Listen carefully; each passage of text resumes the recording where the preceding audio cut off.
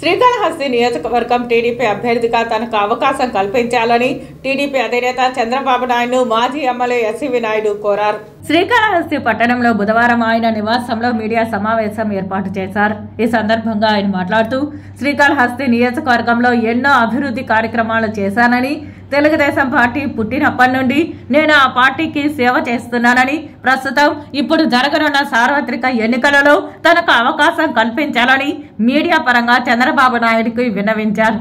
ఇప్పటికే టీడీపీ అభ్యర్థిగా బొజ్జల సుధీర్ రెడ్డిని ప్రకటించిన విషయం తెలిసిందే. అయితే ఆయనకు నా మద్దతు ఉందని చెప్పుకుంటున్నారు. ప్రస్తుతం నేనేమి వాళ్లకు మద్దతు ఇస్తున్నట్లు చెప్పలేదు. నా ఇంటికి వచ్చి కలిశారు కాబట్టి మర్యాద పూర్వకంగానే కలిసి పంపించేశానే తప్ప తానేమీ భరోసా ఇవ్వలేదన్నారు. చంద్రబాబు నాయుడు కలిసి తనకు వయసు రీత్యా ఇదే చివరి ఎన్నికలని, ఒకసారి నాకు అవకాశం కల్పించాలని అడుగుతానని అన్నారు. చంద్రబాబు నాయుడుతో కలిసిన తర్వాత తన కార్యాచరణ ప్రకటిస్తానని మీడియాకు తెలియజేశారు.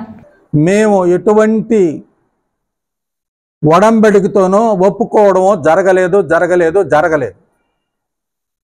ఒకవేళ ఏదన్నా ఇటువంటివి హైకమాండ్లో ఇటువంటి తప్పులు చెప్పి ఇచ్చేసినా కూడా అదంతా మేము కూడా హైకమాండ్ కూడా విన్నవిస్తాం.